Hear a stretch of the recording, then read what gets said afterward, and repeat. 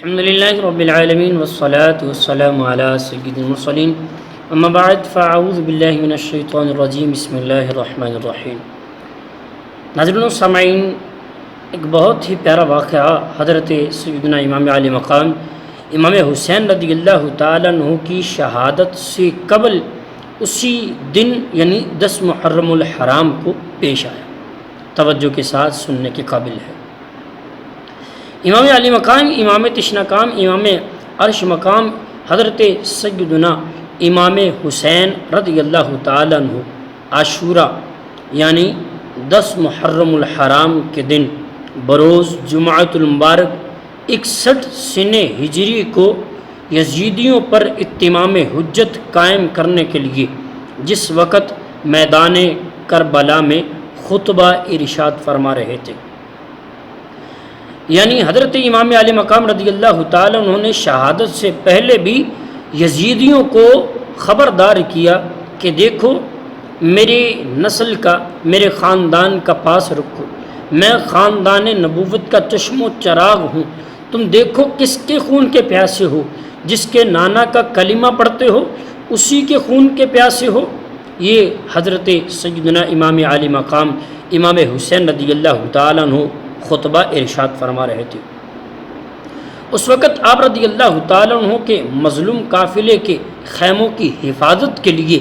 خندق ارد گرد کھود کر اس میں آگ روشن کر دی گئی تاکہ یزیدی پیچھے سے حملہ نہ کر سکیں۔ یہ آگ روشن دیکھ کر ایک یزیدی بد زبان جو تھا مالک بن عروہ اس طرح بکواس کرنے لگا، بھونکنے لگا، اے حسین، تم نے معاذ اللہ وہاں کی آگ سے پہلے یہیں آگ لگا دی۔ امام علی مقام امام تشنا کام حضرت سیدنا امام علی مقام امام حسین رضی اللہ تعالی عنہ نے ارشاد فرمایا،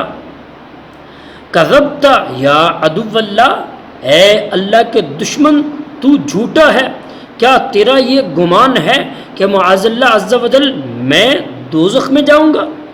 حالانکہ روایتیں پڑھیں، حدیث ترمذی ہے، نبی پاک صلی اللہ تعالی علیہ وسلم کے فرامین کے خلاصے ملتے ہیں کہ حسن و حسین جنتی جوانوں کے سردار ہیں، حسن و حسین سے میں پیار کرتا ہوں، حسن و حسین میرے پھول ہیں، اور نبی پاک علیہ الصلاۃ والسلام ان کو سونگا کرتے تھے۔ ارشاد فرمایا، کیا تجھے لگتا ہے کہ میں معاذ اللہ دوزخ میں جاؤں گا؟ امام علی مقام رضی اللہ تعالیٰ عنہ کے قافلے کے ایک جانثار حضرت مسلم بن اوسجہ کو جلال آیا اور تیر مارنے کی اجازت طلب کی۔ امام علی مقام امام حسین رضی اللہ تعالیٰ عنہ نے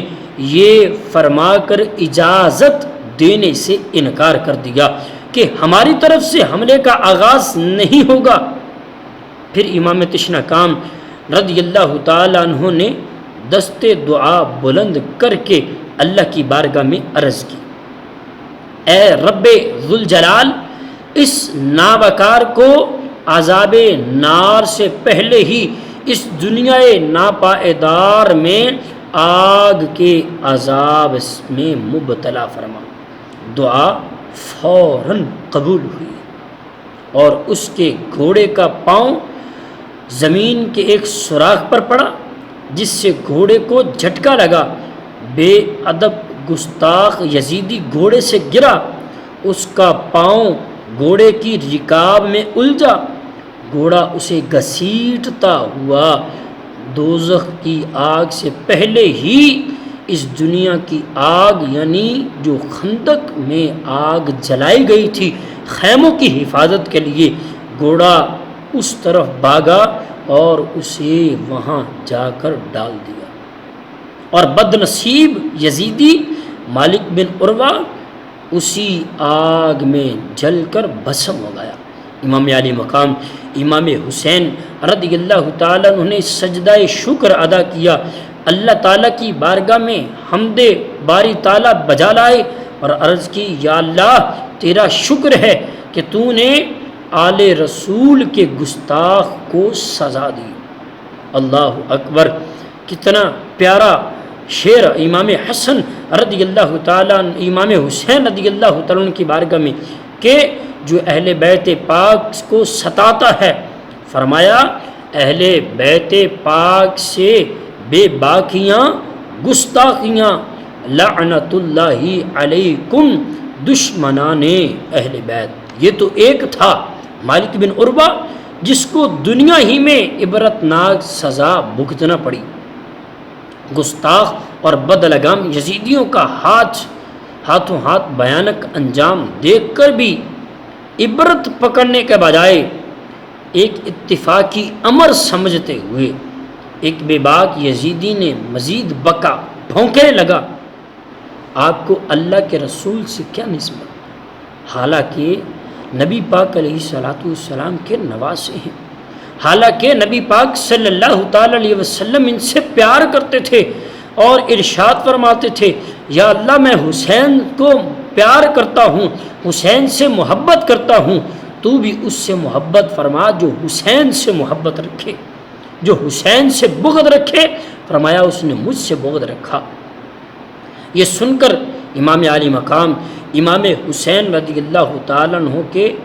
دل پاک کو سخت تکلیف پہنچی، ایذا پہنچی، تڑپ کر دعا کی، اے رب جبار و قہار عز و جل،